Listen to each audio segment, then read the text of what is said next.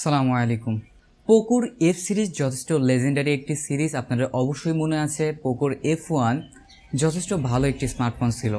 শীঘ্রই লঞ্চ হতে যাচ্ছে পোকোর F5 স্মার্টফোনটি।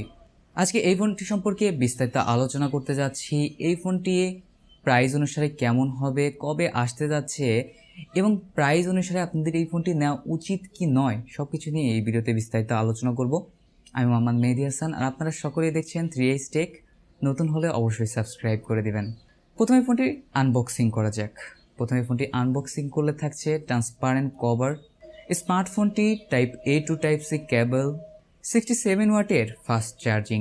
ফোনটির ডিজাইন মাশাআল্লাহ যথেষ্ট সুন্দর এবং ফোনটির পিছনে যদি আপনারা লক্ষ্য করেন যথেষ্ট শাইনি একটা ফিল দেয়। তো এই ফোনটির পিছনে কোনো ধরনের গ্লাস নেই। ফোনটির পিছনে রয়েছে পলিকার্বনেট অর্থাৎ প্লাস্টিক।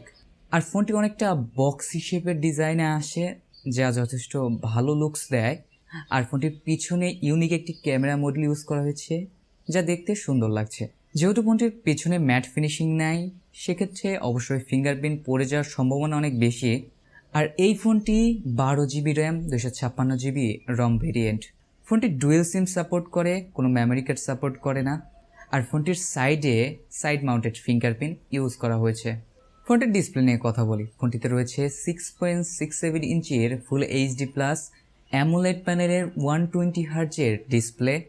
ডিসপ্লেটি HDR10+ এবং 12 বিট সাপোর্ট করে এবং ডিসপ্লেতে সামনে রয়েছে কর্নেল গোরিল্লা গ্লাস 5 সাপোর্ট। ডিসপ্লের দিকে যদি আপনারা তাকান, আপনাদের প্রথমেই নজর আসবে বেজেললেস একটি ডিসপ্লে। আপনারা দেখতে পাচ্ছেন সাইডের বেজেলগুলো অনেক ন্যারো, অনেক কম, যা দেখতে যথেষ্ট ভালো লাগছে। এর জন্য আপনারা ডিসপ্লের ফুল ভিউ এনজয় করতে পারবেন আশা করছি। আর ডিসপ্লেটি আপনারা আউটডোরে যথেষ্ট ভালোভাবে ইউজ করতে পারবেন, ব্রাইটনেসের কোনো ধরনেরই ঘাটতি হবে না। আর ডিসপ্লে দ্বারা আপনারা যদি মুভি বা ড্রামা দেখতে চান, সেক্ষেত্রেও কোয়ালিটি যথেষ্ট হাইয়েস্ট পাবেন। পারফরমেন্স নিয়ে বললে ফোনটিতে রয়েছে স্ন্যাপড্রাগন 7+ Gen 2 একটি প্রসেসর, যেটি 4 ন্যানোমিটার আর্কিটেকচারে বেস্ট একটি প্রসেসর। এই প্রসেসরটি যথেষ্ট পাওয়ারফুল একটি প্রসেসর এবং এই প্রসেসরটি কম্পেয়ার করা হয় স্ন্যাপড্রাগনের 8 সিরিজের প্রসেসরগুলোর সাথে। বুঝতেই পারছেন, অনেক হ্যাভি গেমিং করতে পারবেন, কোনো ধরনের সমস্যা হবে না। এবং ফোনটির এনতুতো বেঞ্চমার্ক দাঁড়িয়েছে, অর্থাৎ স্কোর দাঁড়িয়েছে 9,32,000-এর উপরে, যা একটা বড় বিষয়। ফোনটি সাপোর্ট করে LPDDR5 এর র্যাম, UFS 3.1 এর স্টোরেজ এবং ফোনটি দিয়ে আপনারা যদি PUBG গেমটি খেলতে চান, সেক্ষেত্রে আপনারা HDR+ এক্সট্রিম সেটিংসে খেলতে পারবেন এবং পারফরমেন্সে যথেষ্ট ভালো পাবেন এবং তেমন হ্যাভি গরমও হবে না, বিকজ ফোনটিতে ভ্যাপর কুলিং ইউজ করা হয়েছে, যা যথেষ্ট ভালোভাবে ব্যালেন্স করতে পারে।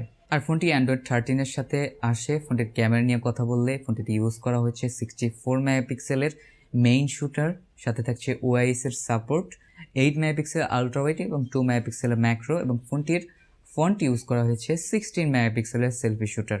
ফোনটির দ্বারা আপনারা দেখতেই পাচ্ছেন কিছু পিকচার ক্যাপচার করা হয়েছে, যথেষ্ট ভালো মানের পিকচার ক্যাপচার করতে পারে।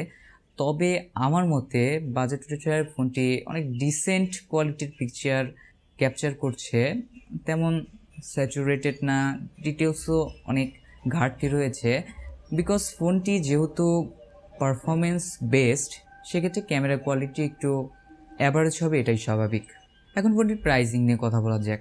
যেহেতু ফোনটি এখনও লঞ্চ হয়নি, ফোনটির প্রাইসিং সম্পর্কে তেমন বলা যাচ্ছে না। তবে ফোনটি ইন্ডিয়াতে 28 থেকে 30,000 রুপির আশেপাশে লঞ্চ হতে যাচ্ছে। সেক্ষেত্রে বাংলাদেশে এই ফোনটি আমি আশা করছি 35,000 টাকার উপরে লঞ্চ হবে। আনঅফিসিয়ালি আপনারা বাই করতে পারবেন। আর আপনারা বর্তমানে আনঅফিসিয়াল ফোনগুলো বাই করতে পারেন, কোনো ধরনের সমস্যা নেই। এই ফোনগুলোর দাম অফিসিয়াল ফোনগুলো থেকে কম হওয়ার কারণ হলো এগুলো সাথে কোনো ধরনের ভ্যাট যোগ হয় না। সেক্ষেত্রে আপনারা কোনো চিন্তা ছাড়াই বাই করতে পারেন। তো বন্ধুরা, ভালো লাগলে অবশ্যই সাবস্ক্রাইব করবেন। আসসালামু আলাইকুম রহমতুল্লাহ।